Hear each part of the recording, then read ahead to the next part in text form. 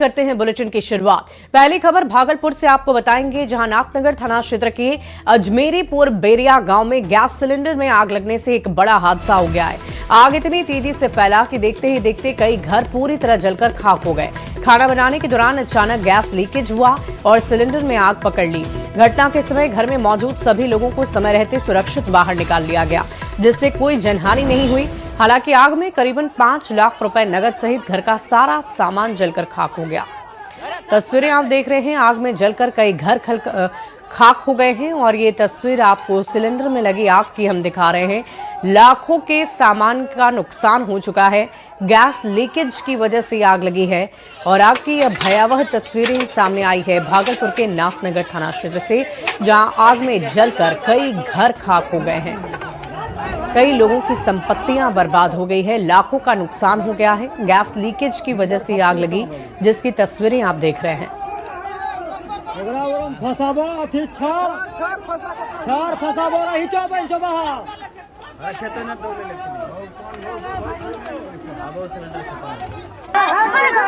और आइए अब आपको अगलगी की 3 अलग अलग तस्वीरें अलग अलग जगहों से दिखाते हैं। पटना, समस्तीपुर और भागलपुर की 3 तस्वीरें सामने आई है, जिसे देखकर आप भी कहेंगे कि इस आग ने तांडव मचा रखा है। तस्वीरें आपको दिखाते हैं पटना, समस्तीपुर और भागलपुर से। ये 3 तस्वीरें हैं आपकी टीवी स्क्रीन पर, कैसे आग ने तांडव मचा दिया है। पटना, समस्तीपुर और भागलपुर में तस्वीरें आप देख रहे हैं। हर जगह आग का गुब्बार आपको नजर आ रहा होगा और इस आग की वजह से लाखों की संपत्ति का नुकसान लोगों का हो चुका है। समस्तीपुर और भागलपुर में भी सिलेंडर फटा है, जिसकी तस्वीरें आप देख रहे हैं।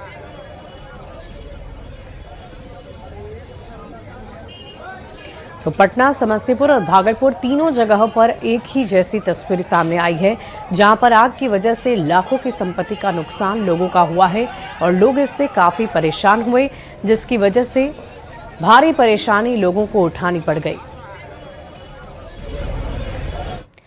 और देखिए, दरभंगा में मजदूरी के पैसे का विवाद जातीय रंग में बदलने के बाद इस पूरे गांव में तनाव और डर का माहौल है। घटना कुशेश्वर स्थान के लिए हरिनगर गांव की है। मजदूरी के बकाये पैसे की मांग को लेकर 30 जनवरी को विवाद हुआ, जिसके बाद बवाल बढ़ता ही चला गया। मारपीट पथराव में 11 लोग घायल हो गए, जिसके बाद से 100 से 150 ब्राह्मण लोगों के खिलाफ केस दर्ज करा दिया गया है, जिसमें 70 लोगों पर नामजद एफआईआर है और इस मामले में अब तक 12 लोगों की गिरफ्तारी भी हो चुकी है।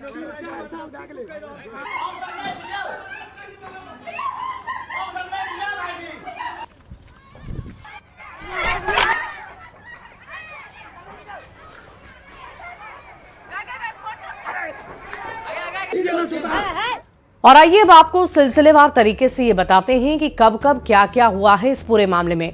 देखिए, कुशेश्वर स्थान के हरिनगर में 30 जनवरी की ये घटना है। पैसे के लेन देन को लेकर ये पूरा विवाद हुआ। कैलाश पासवान का मजदूरी का पैसा बकाया था। हेमकांत झा के मकान निर्माण में काम उन्होंने किया था। करीबन 2,47,000 रुपए बकाया होने की बात उन्होंने की और बकाये पैसे को लेकर कैलाश पासवान ने दबाव बनाया। हेमकांत झा के रिश्तेदारों को रोककर पैसे मांगे और पैसे मांगने को लेकर कहासुनी हुई, मारपीट तक हुई। झड़प और पथराव में कुल 11 लोग घायल हो गए। घायलों में महिला और बच्चे भी शामिल हैं। पंचायत स्तर पर यह मामला सुलझाने की बहुत कोशिश हुई, लेकिन विवाद बढ़ता ही चला गया और अब यह मामला पुलिस तक पहुंच गया है। इस पूरे मामले की जांच पड़ताल खुद पुलिस अपने से कर रही है और देखने वाली बात होगी कि इस झड़प और पथराव में जख्मी हुए लोग और जो जितने भी आरोपी लोग थे, उन पर क्या एक्शन पुलिस की तरफ से लिया जाता है। अब आपको ये बताते हैं कि मजदूरी के पैसे के विवाद में हुई मारपीट कैसे जातीय रंग में बदल गई। दरअसल मजदूरी का पैसा मांगने पर मारपीट, ब्राह्मणों पर घर पर हमले का भी आरोप लगा है। SC/ST एक्ट के तहत पुलिस ने ये मामला दर्ज कर लिया है और बड़ी संख्या में ब्राह्मण जाति के लोगों के खिलाफ FIR दर्ज की गई है। 70 लोगों के खिलाफ ये FIR दर्ज हुई है, जिसमें 100 से 150 ब्राह्मण लोगों को आरोपी बना दिया गया। दूसरे पक्ष की ओर से भी विरोधी पर केस दर्ज हुआ है। जो गांव में नहीं थे, उन पर भी FIR की बात सामने आई है। FIR के बाद गिरफ्तारी के डर से कई लोग मौके से फरार हो गए हैं। तो देखिए, अब ये पूरा मामला पैसों के विवाद से शुरू हुआ, झड़प हुई और उसके बाद अब ये जातीय रंग में बदल गया। तो पैसे के विवाद से शुरू हुआ बवाल जातीय टकराव में बदल गया। ऐसे में सवाल यही है कि अब पुलिस क्या कर रही है, तो ये भी हम आपको बता देते हैं। दरभंगा पुलिस ने इस पूरे मामले को बेहद गंभीरता से लिया है। गांव में तनाव के बाद अतिरिक्त पुलिस बल की तैनाती की गई है। बिरौल एसडीपीओ प्रभाकर तिवारी ने भरोसा दिलाया है कि किसी भी निर्दोष को परेशान नहीं किया जाएगा। मारपीट में शामिल दोषियों पर सख्त एक्शन लिए जाएंगे। पूरे गांव पर प्राथमिकी की बात भ्रामक है। पुलिस ने यह भी कहा है कि किसी भी ऐसे व्यक्ति को परेशानी नहीं होगी जो निर्दोष है, जो इस मामले में शामिल नहीं है। तो फिलहाल एक्शन लगातार लिया जा रहा है, जांच पड़ताल लगातार जारी है।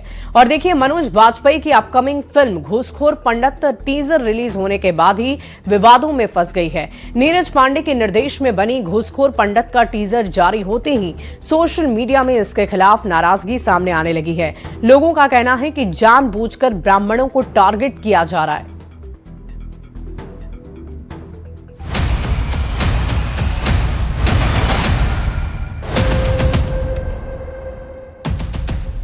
मनोज वाजपेयी की अपकमिंग फिल्म घूसखोर पंडित टीजर रिलीज होने के बाद ही विवादों में फंस गई है। नीरज पांडे के निर्देशन में बनी घूसखोर पंडित का टीजर आज ही जारी हुआ है। फिल्म के नाम को लेकर सोशल मीडिया में यूजर्स नाराजगी जता रहे हैं। लोगों का कहना है कि जानबूझकर ब्राह्मणों को टारगेट किया जा रहा है। संतों ने भी फिल्म के टाइटल पर नाराजगी जताई है और इसे ब्राह्मण समाज का अपमान बताया है। संतों ने कहा कि बॉलीवुड जानबूझकर हिंदुओं और खासकर ब्राह्मणों को निशाना बनाता है। ये बताइए, घूसखोर पंडित ही होता है, घूसखोर मुस्लिम क्यों नहीं हो सकता? घूसखोर और अन्य वर्ग के लोग नहीं हो सकते? ये बॉलीवुड का जो एक दोहरा रवैया है, दोहरा चरित्र है, एक खास धर्म को टारगेट करने के लिए ऐसी फिल्म बना के और सबको बांटने का कार्य करती है।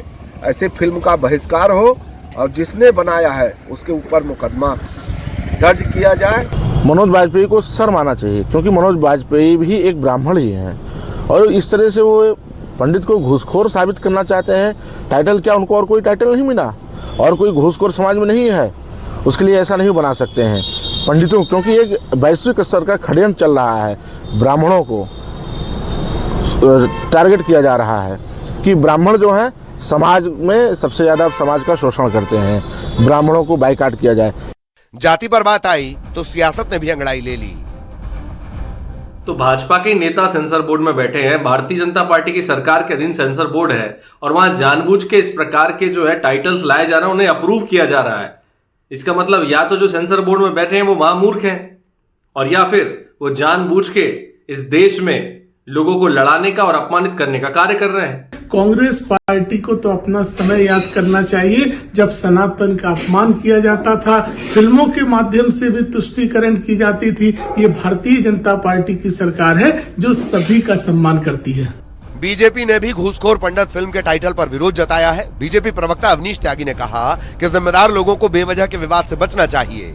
किसी की भी भावनाएं आहत हो, ऐसा काम नहीं करना चाहिए।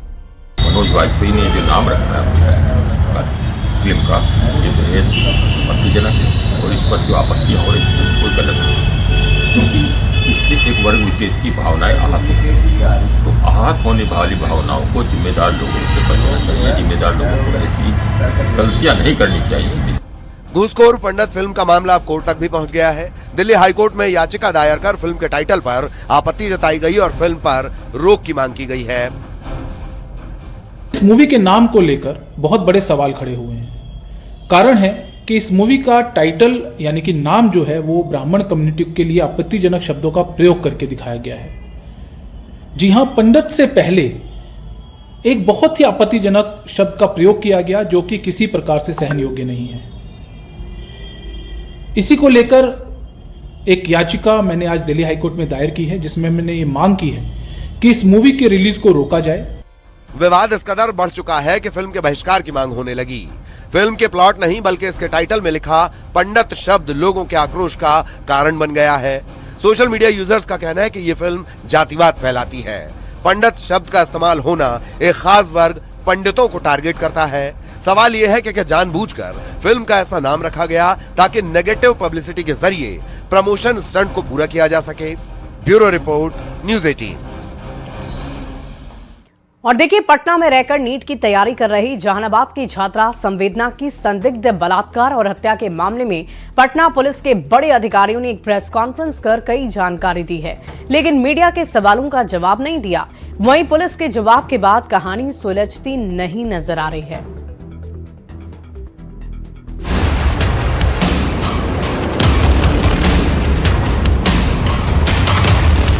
जहानाबाद की बेटी संवेदना की मौत के 24वें दिन पटना पुलिस एक बार फिर मीडिया के सामने आई। पटना पुलिस के बड़े अधिकारियों ने प्रेस कॉन्फ्रेंस किया, लेकिन मीडिया के सवालों के जवाब नहीं दिए। प्रेस कॉन्फ्रेंस में पटना के एसएसपी कार्तिकेय शर्मा ने अब तक की जांच की स्थिति बताई और ये माना कि शुरुआती जांच में पटना पुलिस के अफसरों से गलती हुई। चित्रगुप्त नगर थाना की एसएचओ रोशनी कुमारी की ओर से लापरवाही बरती गई। कदमकुआं थाना के इंचार्ज पर भी लापरवाही का आरोप है, जिनके खिलाफ एक्शन लेते हुए अनुशासनात्मक कार्रवाई की जा रही है। जब 6 तारीख को सब इंस्पेक्टर के द्वारा विजिट किया गया था और उसमें जो कदमकुआं थाना में प्रभार में जो चल रहे थे उनको तुरंत इसके बारे में सूचना चित्रगुप्त नगर थाना प्रभारी को देना चाहिए था और जो चित्रगुप्त नगर थाना प्रभारी उनको भी इसमें कार्रवाई करनी चाहिए थी, इसलिए उन पर अभी अनुशासनिक कार्रवाई की जा रही है। हालांकि पुलिस ने यह भी कहा कि पहले दिन परिवार के लोगों ने ही पुलिस कार्रवाई से इनकार किया था। प्रभात मेमोरियल अस्पताल की सूचना पर एफआईआर दर्ज हुई। हालांकि बाद में घर वालों ने 9 जनवरी को पुलिस को कॉल कर बुलाया।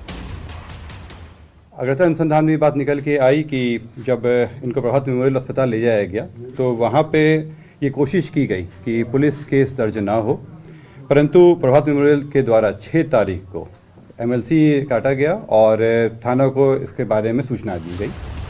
मामले में जांच आगे बढ़ी और लामा रिपोर्ट के साथ साथ पोस्टमार्टम रिपोर्ट में भी कई तरह के खुलासे हुए, जिसमें सबसे अहम ये बात है कि पीड़िता के कपड़ों पर स्पर्म की पुष्टि की गई। पोस्टमार्टम रिपोर्ट में भी यौन हिंसा की आशंका जाहिर की गई है। पोस्टमार्टम रिपोर्ट के मंतव्य में यौन हिंसा की संभावना से इनकार नहीं किया गया। पुलिस का कहना है कि जिस दिन ये घटना हुई उस दिन छात्रा रात में 2 बार कमरे से कुछ मिनट के लिए बाहर आई, लेकिन उसके कमरे में कोई नहीं गया। पुलिस ने यह भी कहा कि जांच में सीसीटीवी फुटेज के साथ किसी तरह की छेड़छाड़ की बात सामने नहीं आई है। हालांकि पुलिस की पीसी के बाद भी मौत की गुत्थी सुलझती नहीं दिख रही और कई सवाल खड़े हो रहे हैं। सवाल ये कि शुरू में पटना पुलिस ने जल्दबाजी में बयान क्यों दिया? केस दर्ज होने के 3 दिन बाद हॉस्टल क्यों पहुंची पुलिस? थानेदार ने जांच के लिए पहले अपने चालक को हॉस्टल क्यों भेजा? दुष्कर्म की आशंका के बाद भी कपड़े क्यों नहीं जब्त किए गए? पुलिस ने हॉस्टल और छात्रा के कमरे को सील क्यों नहीं किया? जांच में वैज्ञानिक साक्ष्यों से क्या निष्कर्ष निकला? न्यूज 18 के लिए पटना से अमित कुमार के साथ ब्यूरो रिपोर्ट। और देखिए, पटना में नीट की छात्रा संवेदना की मौत मामले में पटना एसएसपी ने सीसीटीवी फुटेज से किसी तरह की छेड़छाड़ से इनकार किया है। पटना का एसएसपी का ये कहना है कि हॉस्टल से जुड़े सीसीटीवी फुटेज की जांच के लिए फॉरेंसिक लैब भेजा गया। इसमें रिपोर्ट आई है कि फुटेज में किसी तरह की छेड़छाड़ नहीं हुई है। एसएसपी ने बताया कि 5 जनवरी को पीड़ित जब अपने कमरे में गई थी, उसके बाद रात को 2-2 मिनट के लिए बाहर आई थी। इसके बाद कमरा बंद हो गया, जिसके बाद अगले दिन हॉस्टल के गार्ड ने कमरे को खोला था। जो सीसीटीवी फुटेज है उससे संबंधित डीवीआर को सीज किया गया और डीवीआर का एनालिसिस के लिए एफएसएल में भेजा गया, जहां से एफएसएल के द्वारा कंफर्म कराया गया कि ये जो वीडियो है वो लगातार है और इस वीडियो में कहीं भी किसी तरह का भी छेड़छाड़ नहीं किया गया है। ये वीडियो जो है वो पूरे अलग जगहों का लगाया गया है, जो जितने भी रास्ते हैं सब जगह कवर करता है। इसमें जब देखने से ये पाया गया कि दिनांक 5 तारीख को दोपहर के करीब 3:30 बजे के आसपास पीड़िता हॉस्टल में ही रहने वाली एक अन्य लड़की के साथ हॉस्टल में आती है, स्टेशन से यहाँ पहुँचती है और अपने कमरे में जाती है। कमरे पे जो गेट एंट्री है उस पर फुटेज वगैरह है। इसमें दिखाया जाता है कि वो केवल 2 बार 2-2 मिनट के लिए निकलती हैं, जो बाथरूम जाती हैं और वापस आ जाती हैं, और उसके बाद कंटिन्यूसली जो है वो अपने कमरे में ही रहती हैं। उनको अपने कमरे से न निकलते देखा गया, ना ही किसी अन्य लड़कियों के द्वारा ये किया गया कि कोई व्यक्ति वहां पे आया है। और देखिए, नीट की छात्रा संवेदना की मौत मामले पर डीजीपी विनय कुमार का बड़ा बयान सामने आया है। उन्होंने कहा कि नीट छात्रा मौत मामले में संबंधित हॉस्टल पर कार्रवाई होगी, क्योंकि उन्होंने पुलिस को इन्फॉर्म क्यों नहीं किया था। पुलिस को जो भी जानकारी मिली वो हॉस्पिटल से मिली है। उन्होंने कहा कि हॉस्टल संचालिका चाहती तो डायल 112 को भी बता सकती थी, लेकिन उन्होंने ऐसा नहीं किया, इसलिए उनके खिलाफ भी हम लोग एक्शन लेंगे। उनके हॉस्टल का लाइसेंस रद्द करवाया जाएगा।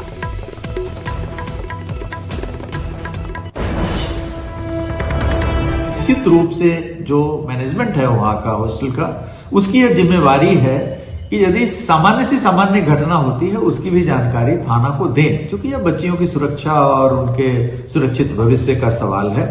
इसलिए सूचना देने में कोई कोताही नहीं बरती जानी चाहिए। अभी जो घटना हुई है उसमें यह पाया गया कि पुलिस को सूचना देने में काफी विलंब हुआ।